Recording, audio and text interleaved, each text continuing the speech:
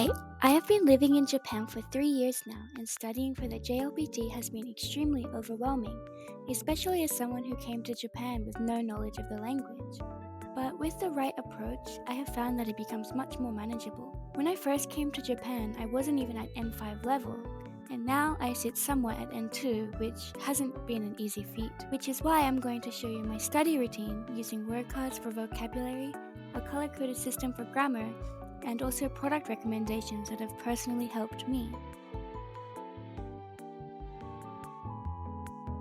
One of the best ways to build vocabulary is by using word cards.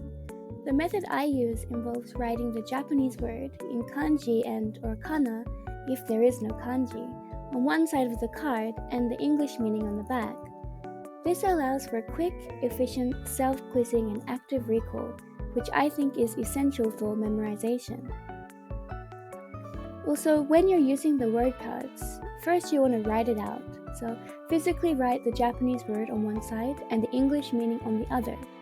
And then you should shuffle and test. So go through the cards regularly, testing yourself by looking at the Japanese side first and trying to recall the meaning before checking the answer.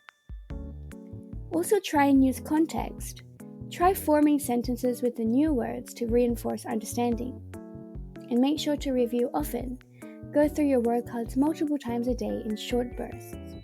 If you do prefer digital methods, online flashcard apps like Anki or Quizlet are great alternatives. However, I personally find that physically writing things out helps solidify them in my memory.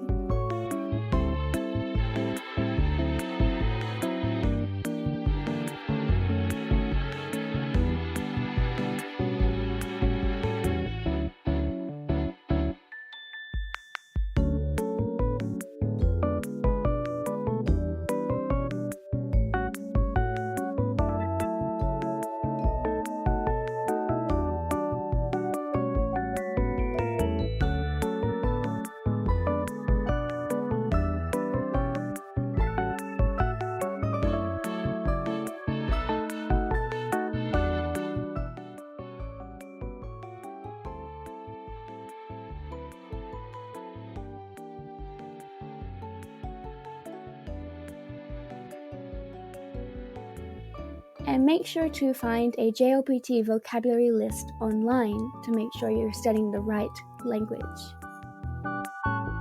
For me, grammar can be a bit tricky, so I take a structured approach using a textbook and a color-coded highlighting system. Here's how I do it. Firstly, I like to use a textbook for grammar, and I highlight unknown vocabulary with pink. So as you read through the grammar explanations, mark any new words with a pink highlighter.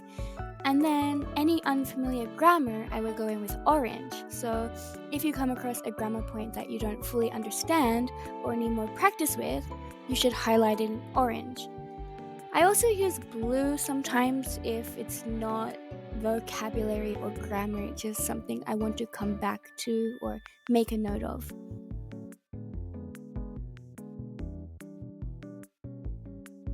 Once I've identified the grammar points I need to work on, I write them out in a dedicated notebook. This is a crucial step because physically writing things out reinforces memory much better than just reading. So first, you should write the grammar rule and clearly write down the structure and the explanation in English or Japanese, depending on your level.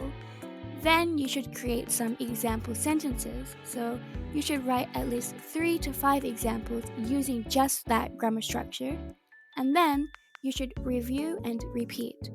So go back to your notes regularly and practice writing more sentences using the grammar points you've learned. Honestly, I think writing is key.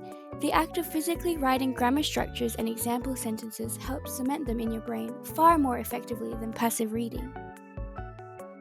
And finally, here are some of my product recommendations. So these are some things that I've been using for my entire, not just JLPT preparation, but also Japanese language learning, and really it's only 2 things. The JLPT new Kanzen Master series. I think this series is one of the best textbooks for JLPT preparation, as it has editions covering vocabulary, grammar, reading, and listening. For my word cards, I like to use the Kokuyo campus word cards with bands. as they are compact and perfect for writing down new vocabulary and reviewing, even on the go. If you don't like the physical options, then online flashcards are an option for you. Like Anki or Quizlet can be useful. However, if you're like me and learn better through handwriting, stick with physical word cards.